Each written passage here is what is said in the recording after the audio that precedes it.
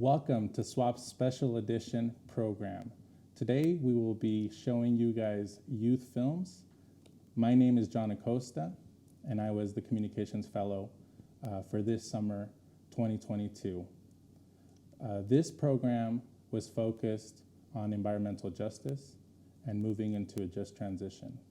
So as many of you guys know, and a lot of you guys may not know, New Mexico is heavily affected by environmental issues stemming from wildfires, from environmental pollutants, toxins in our air, water, and this is what the program was all about, right? Educating our youth, and these were all amateur to beginning filmmakers, and yeah, so we want to tell you all about it. And we have the whole crew here of our amazing support. And yeah, so Mick, do you want to talk a little bit about the program and kind of how it went? Yeah, I can. So I can introduce this project. This was a continuation of the work that we did last summer with John. We started a youth program which helped develop young people in Albuquerque to build their skills in media literacy as well as documentary filmmaking.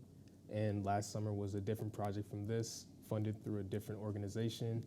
This summer we collaborated with the Center for Story-Based Strategy, Climate Justice Alliance, as well as the Solutions Project, who helped fund this, to employ a group of youth to develop a further understanding of documentary filmmaking.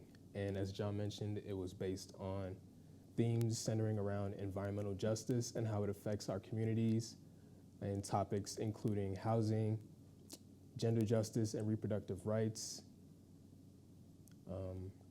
Immigrant justice, too, was one of them. Correct. Immigration, and healthcare. Healthcare for all, too, which all those issues tie in and are correlated with the environmental impacts that we suffer as New Mexicans, right? So it's important work. It's work that needs to continue to happen, and we want to continue to make it happen at the Southwest Organizing Project. And we're invested in New Mexico's future and future generations too. So we have here our some of the youth that were part of the program, and I just want to introduce them. And yeah, so we have here Tannen. Hi, my name is Tannen Tolino Anderson. I was a part of the healthcare, gender justice, and reproductive rights video. Hello, I'm Jorge Montes Marin. I was the director of Inmigrante, which was the only one made in Spanish. And so now we're just going to give a summary of all the films. And yeah, so we hope you enjoy the films. We're going to have a post-discussion, talk a little bit more in depth with the participants here, the youth here, and their experience. And yeah, we'll leave you with that.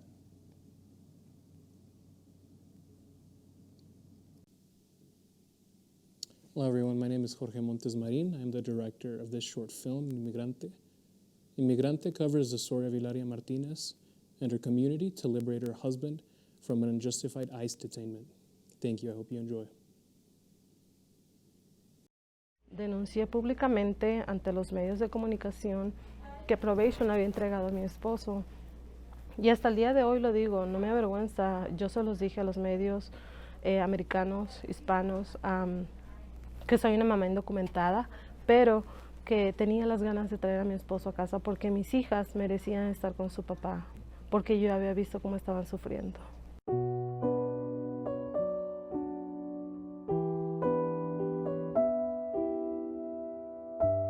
Mi nombre es Hilaria Martínez y yo soy de Tabasco, México.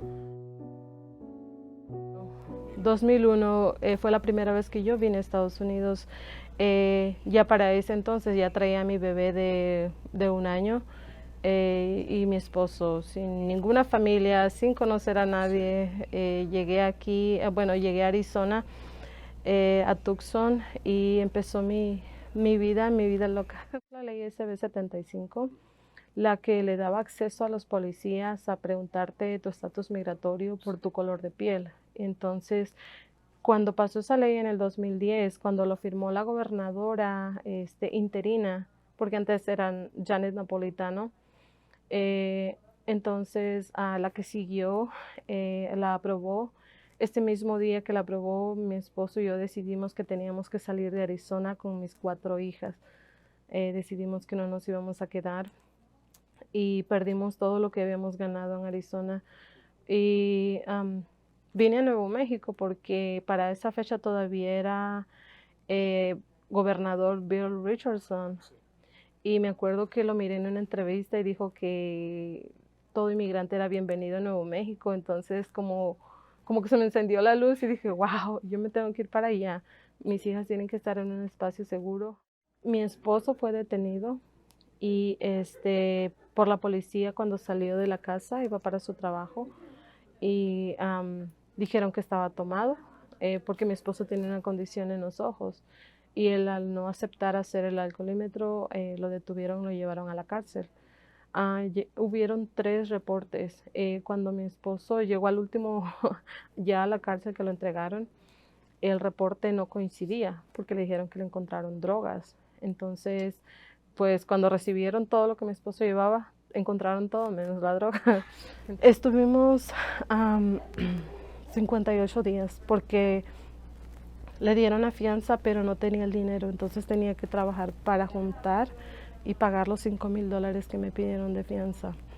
Tenía 3,500 ya y me dijeron, si para tal fecha no lo juntas, tu esposo se va a quedar. Mi esposo logró salir porque busqué una abogada y logró sacarlo de la cárcel, pero la opción era declararse culpable de DUI para que lo dejara libre y le quitaran la felonía. Entonces fue cuando en la primera cita, el 13 de diciembre del 2017, fue a conocer a su oficial de probation y al salir 5 minutos después ya lo estaba esperando inmigración. Lo que aprendí es que era mi trabajo lograr que mi esposo llegara a casa. Entonces cuando mi esposo llegó a manos de inmigración en las oficinas, ellos le dijeron que probation lo había entregado. A partir de ese momento fue cuando iniciamos nuestra lucha de que eso no debe de pasar en la comunidad.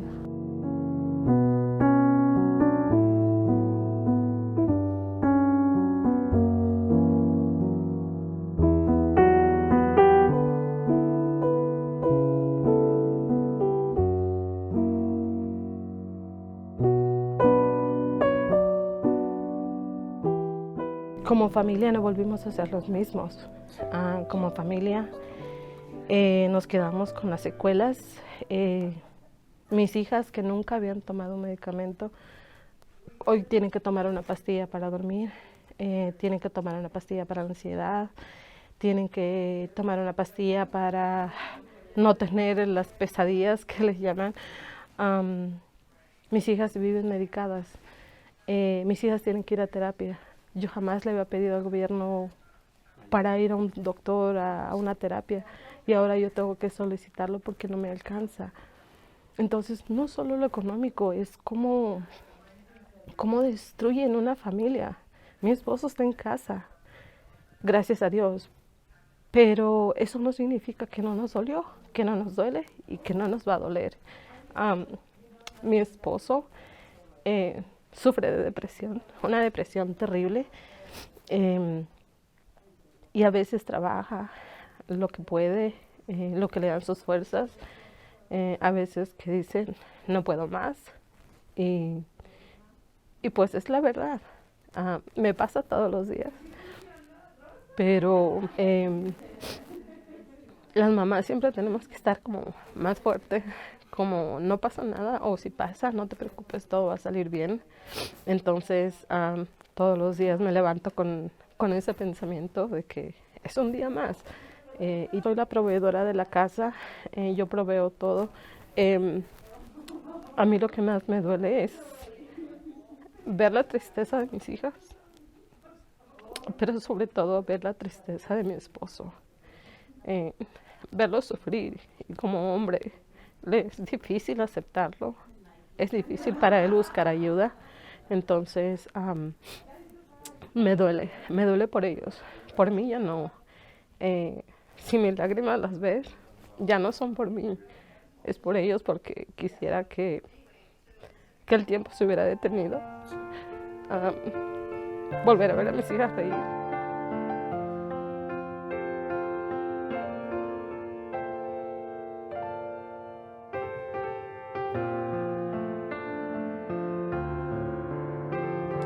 Creo que el futuro para mí es que mis hijas estén bien. Soy mamá de 4 muchachas, imagínate, ya todas adolescentes. Lo que tú ves aquí en la oficina representa un pedacito de cada una de ellas.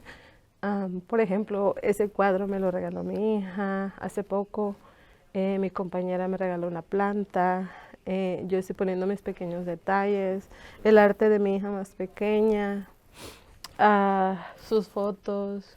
Esto es donde yo construyo sueños todos los días para las trabajadoras del hogar, porque eso es lo que yo hago, organizarlas a ellas. Y yo quiero que cuando entren ellas sienten que esa es su casa, que esa es su sala, que ese es su espacio. Quiero que también conozcan a mi familia. Tengo fotos de ellas aquí. Y todos los días construyo un sueño y todos los días trabajo para ellas, para mi comunidad.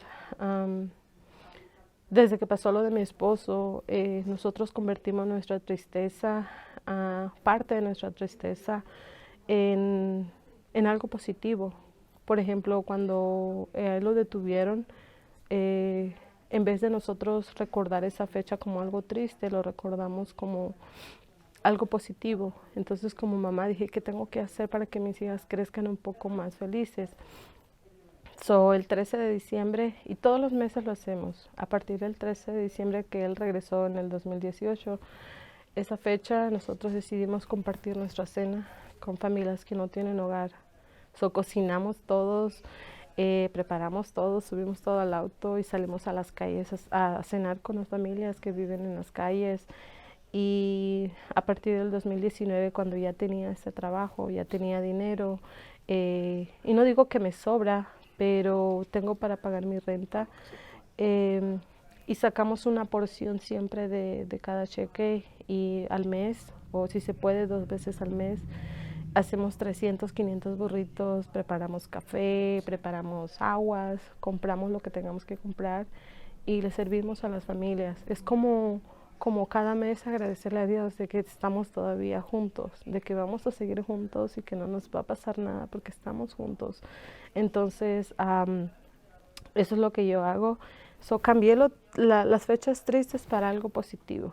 Entonces, el sueño de mis hijas es tener una organización que luche para que las familias que no conocen o no saben cómo navegar el sistema puedan tener un espacio en donde puedan acudir y pedir el apoyo.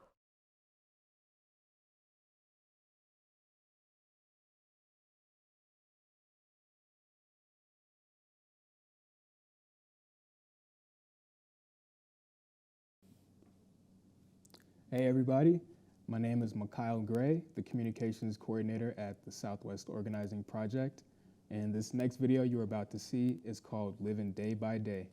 This film was directed by our youth interns David Pecas Valencia, Miguel Romero, and Cree Shupla, and the topic is on affordable housing, and they were able to interview Anna Lee with the People's Housing Project. I hope you enjoy.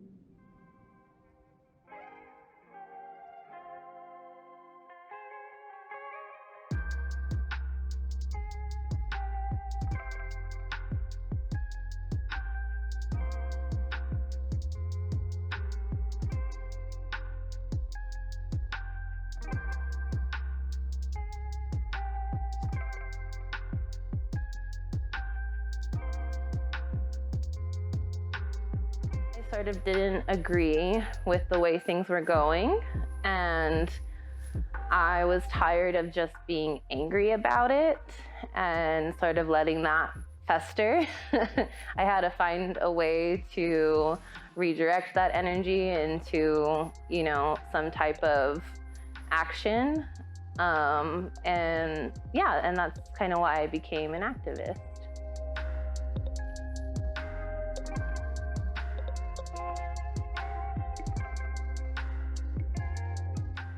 My name's Annalie.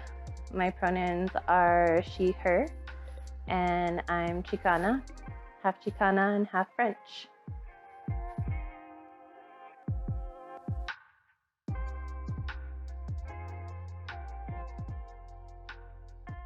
Our goal, which is a very big goal, and would be difficult to realize the current way that society is set up, would be to make housing a human right. You know, we believe that, you know, all humans should have access to their basic needs, and housing is one of those things. Sweeping it under the rug is not going to fix the problem. And giving millions of dollars to developers who make apartments that start at $1,650 is definitely not going to solve the problem. And that's what they're doing right now when they say that they're working on housing. And rent should not exceed a small fraction of one's income. So, you know, we believe that housing should just be affordable. It should be something that we're not killing ourselves to keep, basically. And there are so many people in New Mexico, especially, that are housing insecure, which means they're spending more than a third of their income. Most people are spending about half of their income on housing. And yeah, we don't feel like that's right.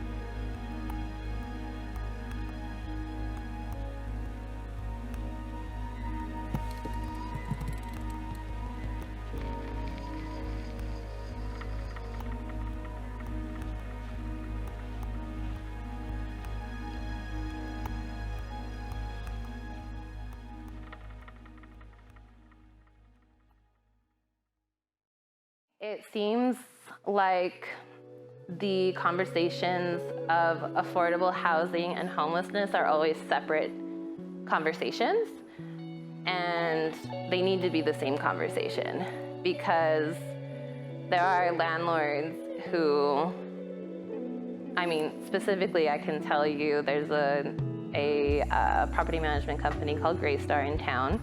They manage multiple apartment complexes. And during the pandemic, they illegally evicted hundreds of people. And our homelessness population has gone up significantly since the pandemic. So continuing to talk about these as two separate things and not hold landlords literally breaking the law, they're not being held accountable. But yet here we are policing people who are just existing in our city.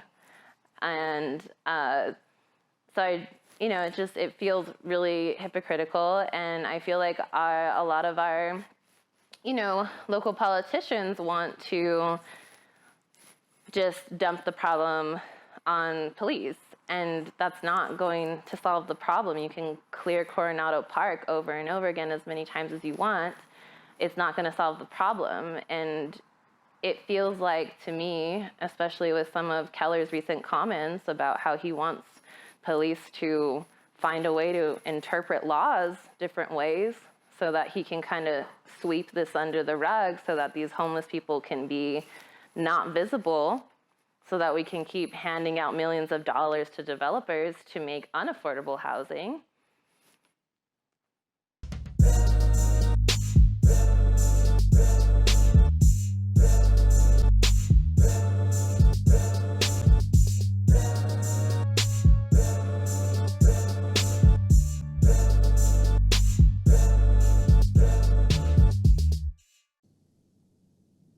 Hi, my name is Tannen Tolino Anderson. I'm a youth intern through the SWOP film project, and I am going to present my film, which I made with my Joel Aranda and myself, and it is called Reclaiming Our Bodies. This film focuses on abortion. It focuses on access specifically in New Mexico and its importance.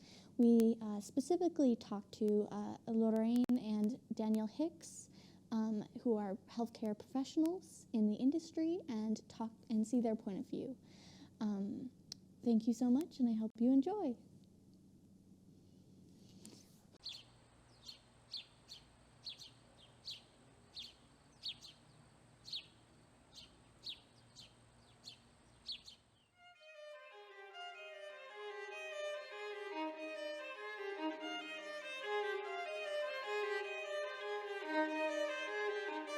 My name's Daniel Hicks. I'm a registered nurse at the state of New Mexico, and I work at Southwestern Women's Options, which is an abortion clinic. The underlying fact of it all is abortion is an essential part of healthcare that has far, far-reaching effects if people cannot get access to it. Common misconception. If abortions were unsafe or unhealthy, as a licensed nurse, I would not be able to practice that, nor would I want to be a part of it. Even people against abortion get abortions. It's just everybody. It's a symptom of a system that wants to take us from human beings and turn us into machines. Regulate our production in all forms. Regulate our bodies as if what we make is not inherently ours. Ideal world to me would be one where it goes off of indigenous moral base grounds, with more women in the councils, more women a part of ceremonies, having more women a part of dominant households.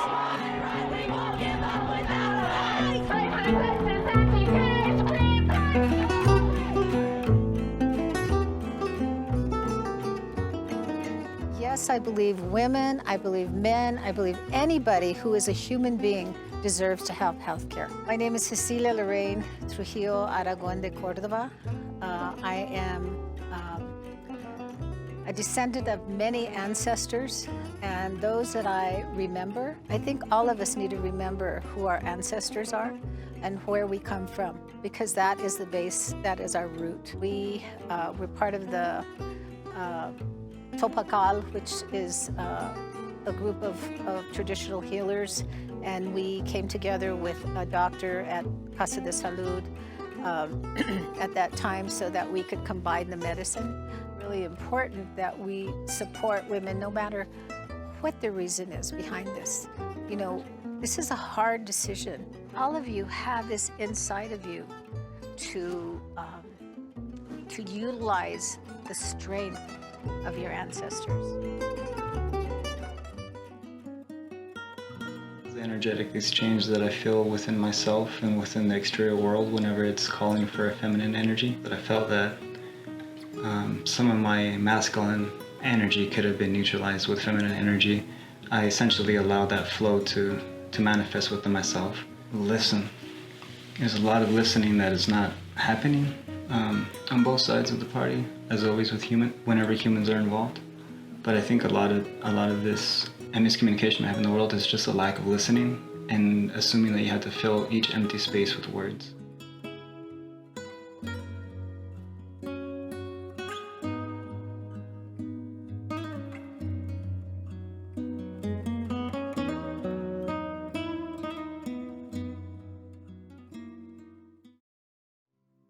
Amount of people needing abortions from our small little community here in Albuquerque has risen exponentially. So there's actually not enough people to answer every phone call. Everybody is scared. Everybody's on that spectrum of anxiety, fear, nervousness. It's all there.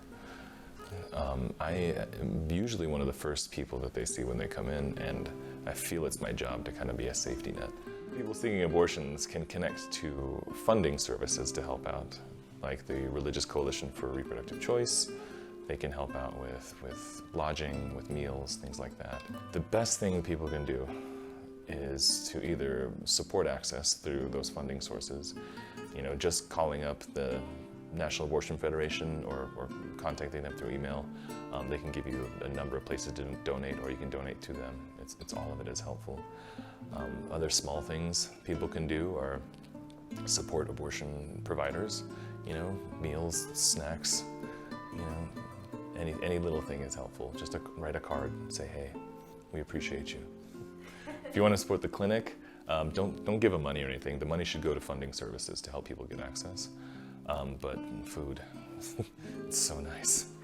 And it keeps morale up, keeps people happy. Even if you just buy like a box of chocolates or something, it shows that there are people that care about what we do. We're not just isolated in this little building, you know.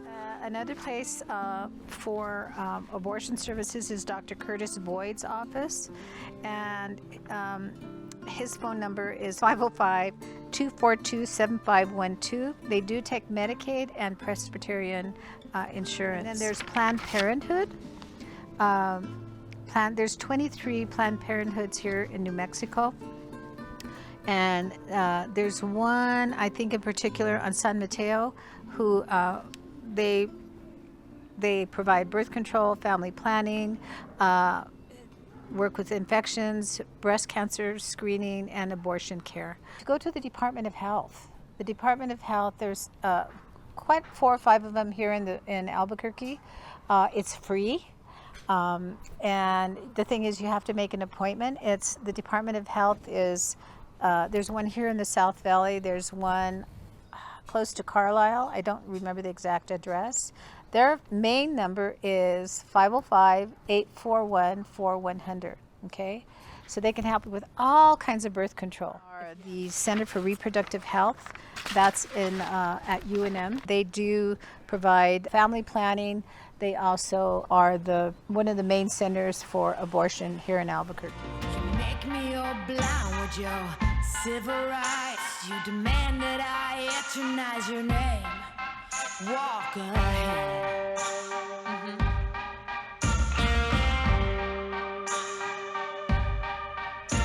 You cover us in shame, and I take the blame. Living by the rules, Teen Witch, high school blues. Walk ahead.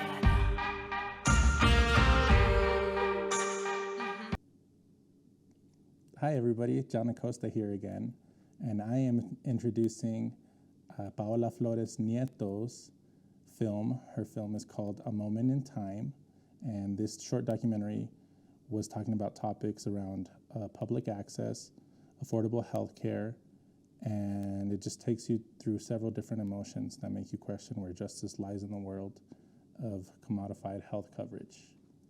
Enjoy.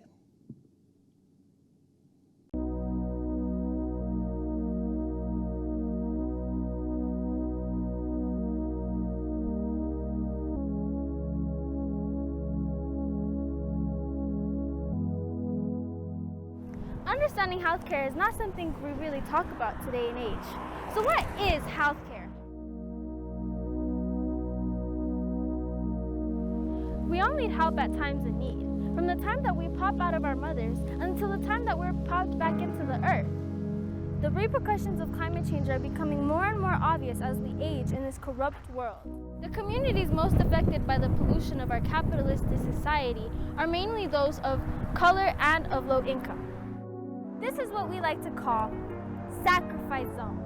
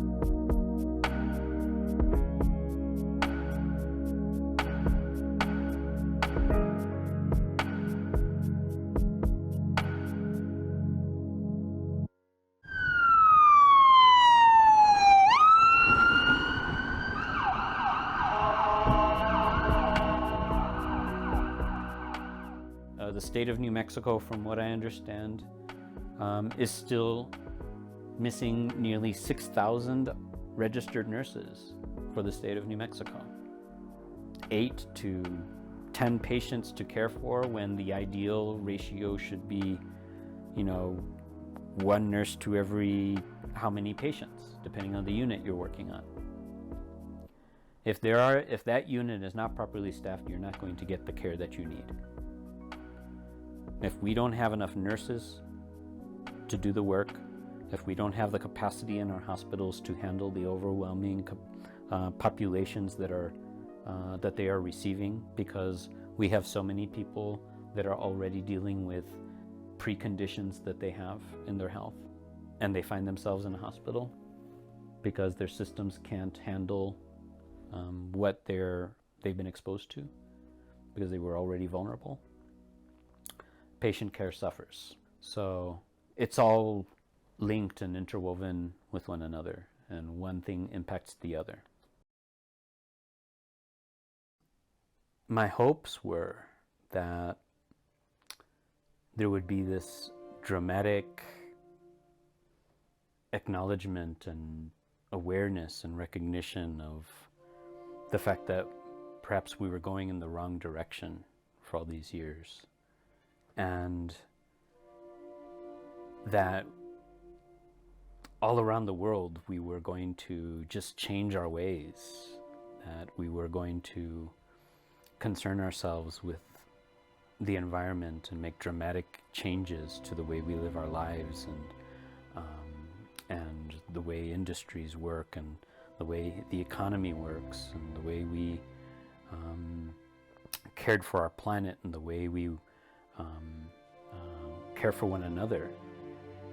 Because it seemed as if for at least a short period of time, those ideals that we have, or those visions that we have of what the world could be, for a moment seemed like it was possible, because we were forced to, because we had no other choice but to change the way we lived our lives for our health at that moment, and for the safety and care of others at that moment in time.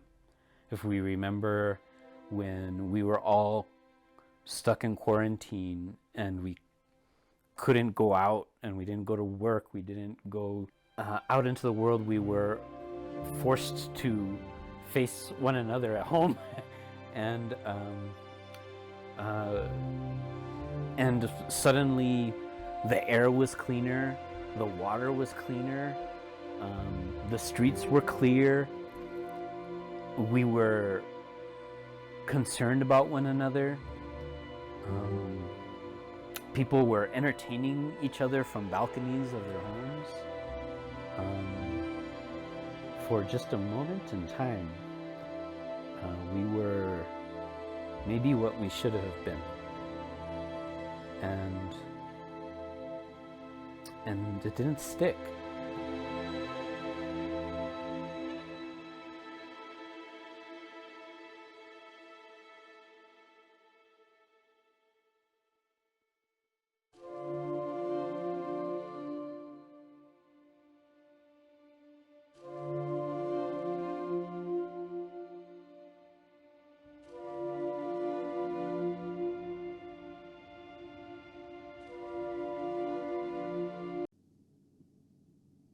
We hope you enjoyed all those films, and we just want to have an open conversation with the participants. I know I learned a lot throughout the creation of these films, and I learned a lot about environmental justice and just the impacts, and how much of a sacrifice zone we are here in New Mexico. Yeah, it's really painful sometimes to see that, to see how we're treated by our own government, by corporations that are choosing profit over people, But more than anything, I just want to say like the work that we're doing and the work with youth is very empowering and very liberating. And I just want to thank you guys for participating in this project, as a team, building camaraderie and, creating what I feel is important work. And so I just want to open that up to you guys and just, you guys can share a little bit. We can go like popcorn style of, of our experiences. So whoever wants to talk about what they experienced. Yeah, I think obviously watching each project felt closer to reality. As you watch each project, you can see that it's POV style of everything. Specifically in mine, Inmigrante, you could see how ICE destroys a family. Obviously, it's talked about that Hilaria Martinez's husband was detained during the holidays. As a Mexican and a Hispanic, holidays isn't just Christmas and New Year, but it was extended up until El Día de los Reyes, which is January 7th, and we pulled that all the way from Thanksgiving. What did you guys think of Inmigrante? Yeah, no, I think of, when we talk about the border issue and, a lot of folks migrating to the U.S. or wherever, really, they're migrating for a reason. Like, what is that reason, right? And it's usually because of, financial burdens and many times, like, what goes unearthed is, like the conditions, the environmental conditions that they live into. A lot of these places that we come from, and I say we too because my family, migrated from Ciudad Juarez too. So, a lot of these conditions, like we don't have clean air, we don't have clean water, and that contributes to high rates of poverty. That contributes to this like hyper militarism and police state many times. This like crime state that exists or that is created, really. So it's just interesting to see, just how and analyze how we can, figure out solutions, and I think it starts by creating awareness, and that's what the first step to that is these films, I feel. And then along that comes a lot of cool experiences, just learning about cameras and learning about storytelling, right? Like deep storytelling, and how we can create engaging moments in our life.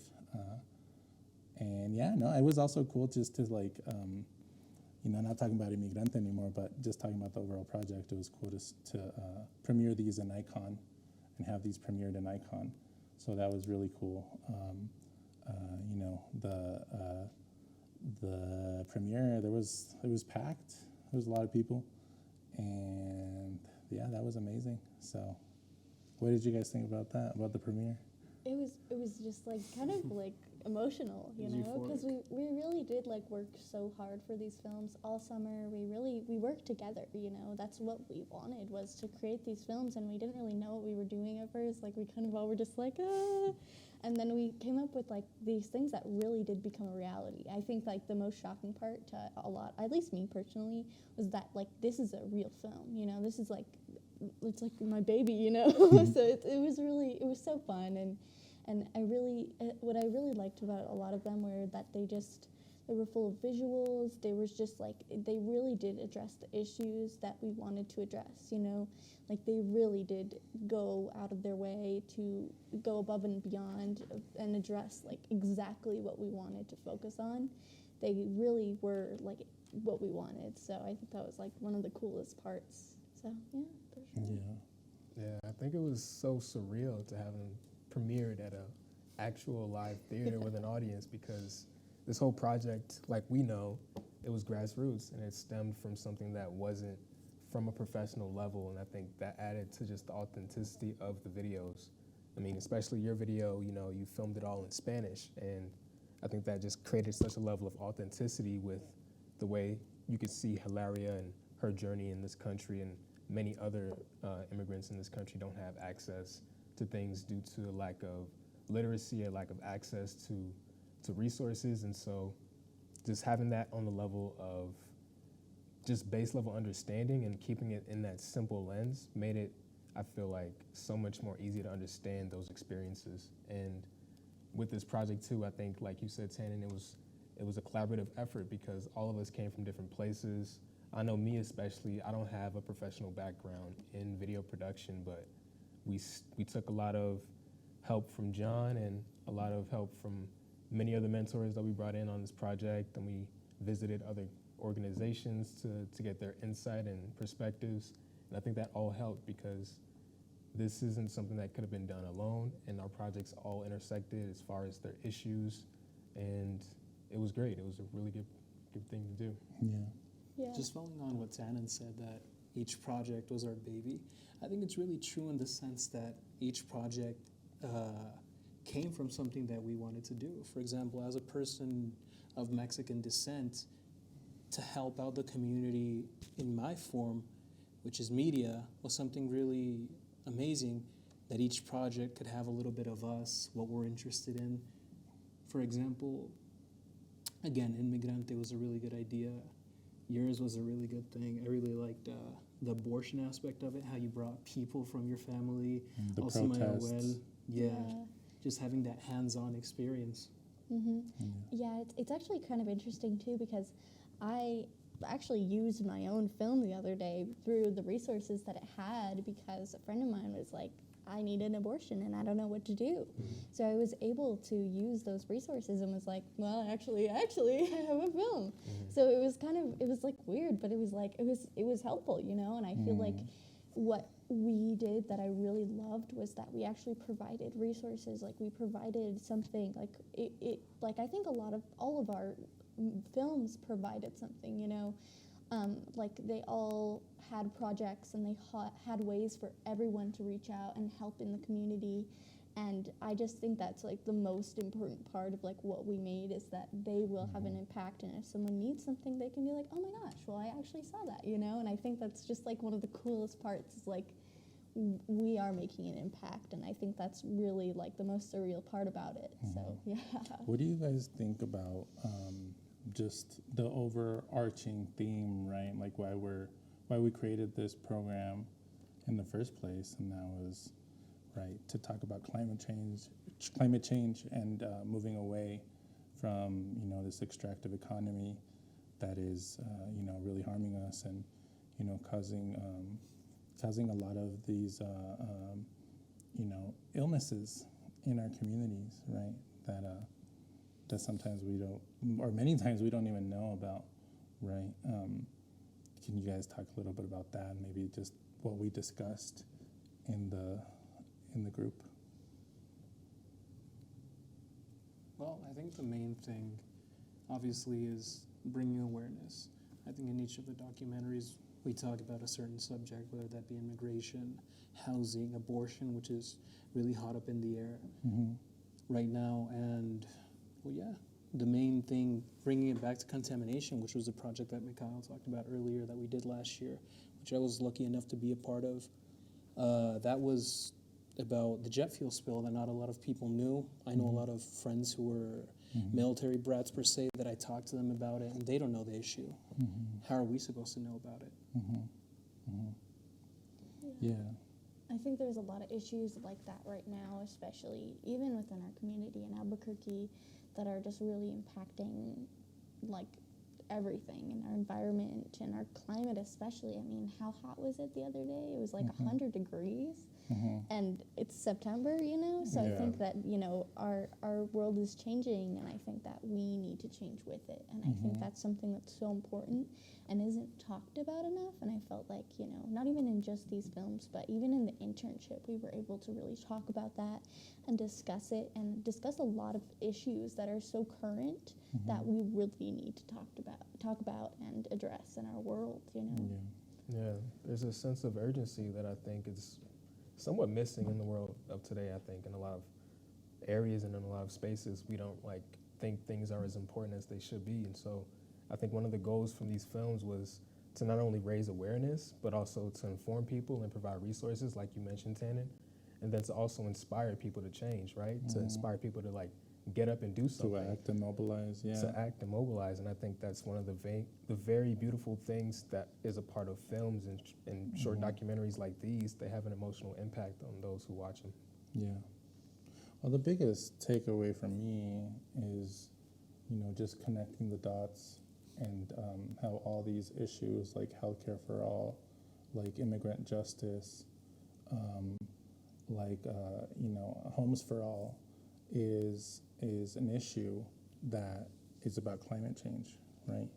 And it makes sense, right? Like communities that are most affected, that are most polluted, are communities, statistically speaking, that have the least health care, right? That are primarily more concentrated immigrant, Spanish-speaking, or Black, Native communities, specifically like here in New Mexico, right? Like, that's why COVID-19 has hit,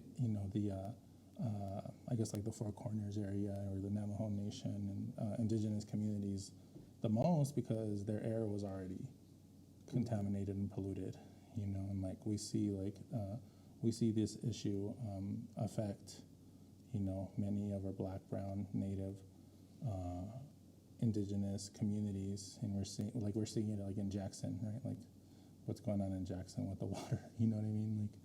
Like, so like really, making that connection and seeing that all these things are I guess they're that common thread to the web of oppression, really, in this nation. But that's the beautiful thing, is that we're fighting against it, and like Mikhail said, like we're creating awareness, but we're also moving towards a solution and an alternative. And we know what we don't want is contaminants in our communities, Like, is that such a hard thing to ask for, is clean air and clean water? Apparently it is.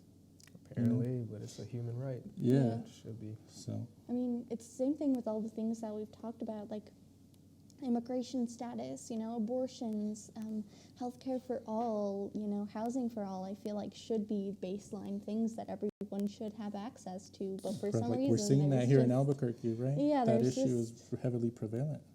Yeah, it's just, it seems so obvious, but apparently it's just not. So it's a very interesting thing that, we have to sit here and like fight for healthcare for all, that should just be like given, like, I don't know. So I think it's interesting, and it's great that we got to address it and really talk about it, because I think even myself, I'm very socially aware of like a lot of social justice issues, but I think like even then, like you even talking about it, like I didn't even know about the jet fuel spill, So I think like really talking about it and having these open discussions and having internships and films and things where like it talks about things that are so hidden and no one just talks about is so important, and like addressing and letting people know, and letting these government officials that many times work hand in hand with these big corporations that cause pollution in our communities, letting them know, we don't want this. We don't want to be a sacrifice zone. Like, we're done. We're tired of dying, for real. Like, 'cause that's what it is at the end of the day. I don't want to be like a negative Nancy, but like that's what's happening. And especially here in New Mexico, we've been heavily divested, and we're the land of oil and gas, and now we're going into this newer alternative with hydrogen, and it's like that's not a green solution neither, and we do have green solutions, right? But we all know the answer of why we don't do that, right? Because that means that major corporations would stop making money at the end of the day. So but we're here and we're fighting, to leave it on a happy note. I don't know if you guys want to say anything else, but I just wanted to possibly just end it with just naming all of the participants. But do you guys have any other thoughts? No, I just think that my main takeaway would just be that another reason that these projects are really beautiful is because we're showing our artistic skills how everything is directed. Obviously, if you watch each film, it's directed in a different manner. The pacing, mine's in Spanish. There might be different visuals. It could have been the same thing, but with each member of the crew, it would be different. And the really beautiful thing of this type of work is that we're portraying these issues, bringing it into the community, into awareness, so that it can be a serious issue. Because if you see it in the news and major things like, what's her name, Greta, she's become a meme, even though she's saying things that we're saying. Yeah. Doesn't make sense. Yeah. I just want to leave it on a note that is also positive, like you said, but I just want to say that, you know, the ones that are closest to the problem have the solutions. We're closest to finding the solutions. And even though communities like ours may not be as informed about these issues because they're pushed under the rug for, you know, corporate reasons or for philanthropic means, it doesn't mean that it's not important to those communities. And because we are blinded, it just adds to that tactic of keeping us blind and keeping us under the rug so that people can just do what they need to us and get that upper hand in order to profit off of us and use us. And so the more we can like bring these stories to the forefront and have the people who are suffering from the problems and in those communities be the storytellers, the more we can like help put an effect and make the world a better place, you know. And I think it's very important that the work that you do, John, is doing just that. You're helping people who don't have that upper hand, who don't have the means to provide their story, get a table and get a platform. And so thank you for doing what you do.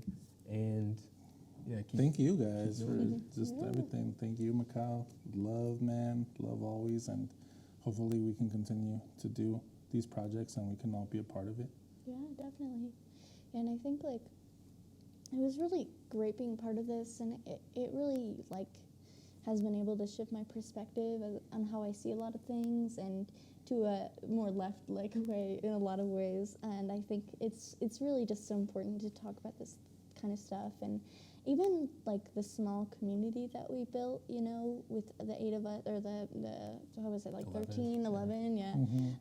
The few of us, like it was just so important, and how we just kind of took care of each other, and it was really impactful to see that. And I think that there should just be more environments that are so supportive and just talkative and just open like that. And I think that was really one of the best parts about this internship as well.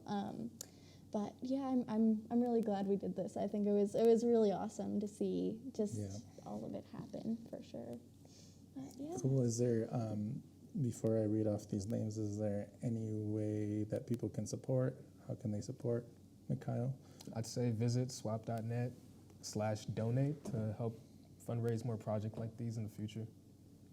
Also, I know they got a really awesome event coming up called the Chili Fiesta. So yes, that's please on the come by Southwest Organizing Project, located at 211 10th Street Southwest on the corner of 10th and Park Avenue. Just go down Central and you'll find us. And yeah, our event's going to be on Saturday, September 24th, starting at 3 p.m. You guys have a raffle and we have everything? a raffle. We're going to have an art fight, food, vendors, music, the whole shebang. And this is the first time we're having this event in person. You guys have a green chili pandemic, stew cook-off, right? The stew cook-off Man, is I can the tell main you event. from experience that green chili stew is fire, like literal fire in your mouth, but it's good. Fire in the sense of it's good, too. Yeah, the best in Albuquerque from all over, competing to get that title. So yeah, come and support us. Yeah, and then outside of SWOP, also for just like any clinics, any organizations, support El Centro, NM, support abortion clinics. Specifically, there's a ton, but Southwest Women's Options, they're a great clinic and super awesome. And just keep pushing for these kinds of issues, even just like things like protests that may seem kind of like not like you're not doing much, but it's still anything counts. Like support PSL, any kind of El Centro de Igualdad y Derechos, that was in the videos. The union for UNM, I can't think about it off the top of my head, the actual name. Local 7011 union that helps SWOP. Local 7011? 7011, yeah. 7-Eleven. I said 7-Eleven, but it's not 7-Eleven, right? It's 7011. Okay, 7011. 7011. Yeah. Any other groups I need to shout out? Because PSL was with Emily too. People's Housing Project. People's Housing Project with PSL. People's Housing Project, they're doing important work. Yeah, they're doing some good stuff. But just honestly, just support anybody you can. I think it's really important to get active and get up and do something. Yeah. So if you guys are okay with it, I'll just end it just reading off the names of the whole crew. Yeah. And thank you guys for your time. But the crew consisted of Mayuel Aranda, Paola Flores, Mika Gray, Dylan Hayworth, Alejandria Lyons, Jorge Montes Marin, David Pecas Valencia, Miguel Romero, Chris Shupla, and Ten and Tolino Anderson. From all of us, it's love always, and thank you for watching.